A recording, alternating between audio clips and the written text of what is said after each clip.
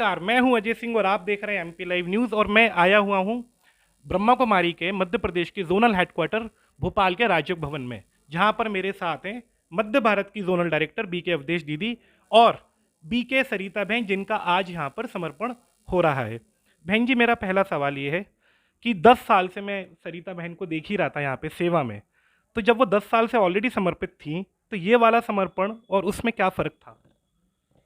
वो अभी तक 10 साल से समाज की सेवा में तो लगी थी, लेकिन वो समाज की सेवा जो कर रही थी, वो समर्पित होके नहीं कर रही थी।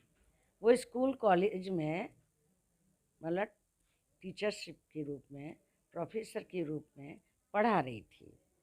कुछ कुछ ही लोगों तक, कुछ ही परिवार तक।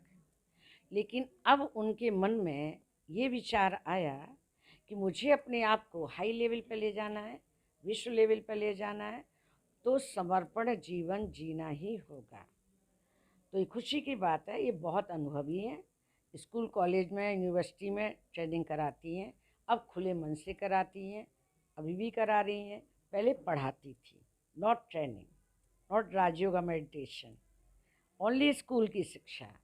अब ये दोनों शिक्षाओं में लाभ लेने के लिए, विश्व कल्याण के लिए इस मंच पर खड़ी हो गई हैं कि समर्पित होकर के मुझे राजयोगा मेडिटेशन की ट्रेनिंग भी देनी है और प्रैक्टिकल पाठ पढ़ाना है।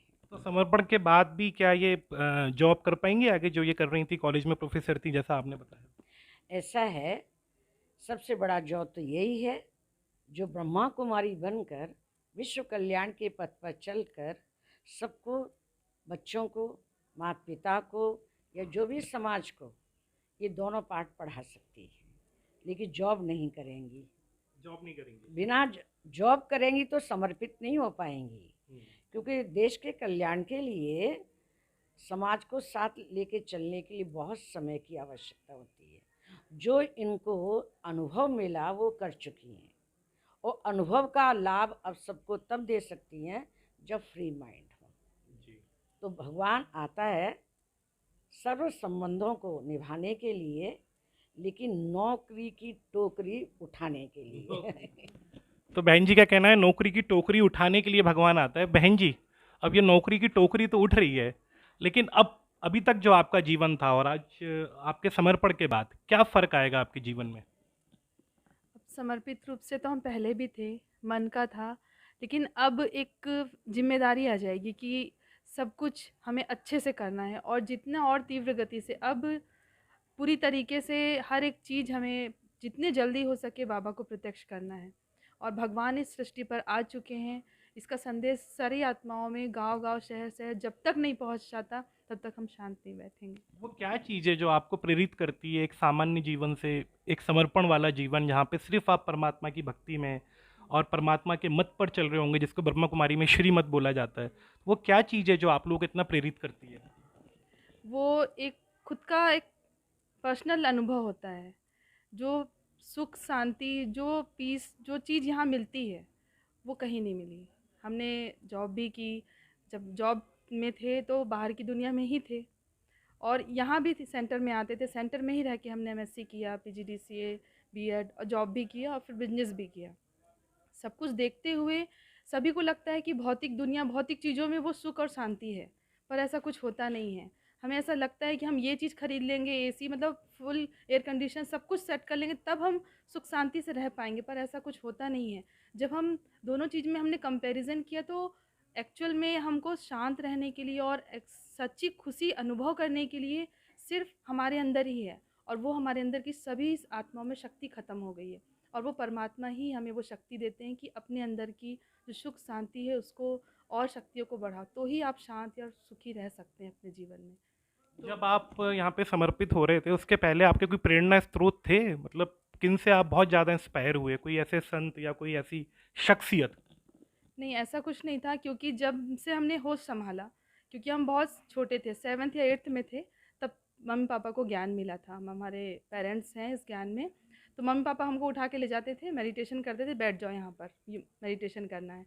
तो जो मेडिटेशन करते, जो वहाँ का पॉजिटिव माहौल था, वो ऑटोमेटिकली हमें आकर्षित करता था। तो एक्चुअल में उस समय हल्की सी समझ ही आई थी। धीरे धीरे 11वीं 12वीं में आए तो मेडिटेशन नॉर्मली चलता रहता था। तो उससे ये कह लीजिए कि डायरेक्ट परमात्मा ने हमको चुना है। कई लोग पूछते हैं कि आपने ये लाइफ, ये जीवन क्यों चुना, पर हम एक ही लाइन में ये वाक्य कहना चाहेंगे, शब्द कहना चाहेंगे कि परमात्मा ने हमें चुना है, हमने उनको नहीं चुना। ठीक है, तो परमात्मा ने आपको चुना है। बहन जी, कितनी बड़ी जिम्मेदारी है आपके ऊपर। 23 बहनें समर्पित हो रही हैं, आप जोन की इंचार्ज हैं, इतनी सारी बहनें आपके जोन में काम कर रही होती हैं, बहुत सारी चीज़ों का इसमें ध्यान रखना पड़ता है। आपके लिए कितना चैलेंजिंग होता है ये सब? इतना सारा ध्यान रखने के लिए भगवान मुझे इस स्थिति में लेकर के आए हैं कि मैं ध्यान अपना कम रखती हूँ, भगवान मेरा ध्यान ज़्यादा रखते हैं। मैं केवल संकल्प करती हूँ और संकल्प की पूर्ति भगवान करते हैं। मुझे कोई टेंशन नहीं है। और जितनी भी बहनें हैं वो मेरी राइट हैंड है। मैं एक इशारा देती हूँ, कारोबार ऑटोमेटिक होता है। तो मुझे टेंशन की तो कोई बात ही नहीं है। यहाँ तो अटेंशन की टैबलेट खिलाई जाती है और टेंशन को समाप्त किया जाता है, और ये मेरा अनुभव है। तो बहन जी, बहुत बहुत धन्यवाद और आपको बहुत बहुत बधाई। तो ये थी हमारे साथ बीके अवधेश दीदी, जिनका ये कहना है कि यहाँ तो बाबा के साथ आपको कनेक्शन रखना होता है, बाबा यानी परम पिता शिव, और उसके बाद सारी टेंशन जो है वो परमात्मा की हो जाती है। तो इनको स्पेशली ध्यान रखने की कोई ज़रूरत नहीं है, क्योंकि ईश्वर स्वयं सब चीज़ों का ध्यान रख रहे हैं। बीके सरिता बहन ने एक बहुत अच्छी बात ये कही थी कि जो हम सुख ढूंढ रहे हैं बाहर भौतिकवाद में, एयर कंडीशन में, कार में, लग्जरी मकान में, वो सुख जो है वो बाहरी सुख है, वो टेम्परेरी है। असली सुख भीतर से आता है। तो ये चीज़ें इन लोगों को प्रेरित करती है। आप देख रहे हैं एमपी लाइव न्यूज़, मैं हूँ आपका होस्ट अजय सिंह सिसोदिया। मेरे साथ बने रहने के लिए बहुत बहुत शुक्रिया।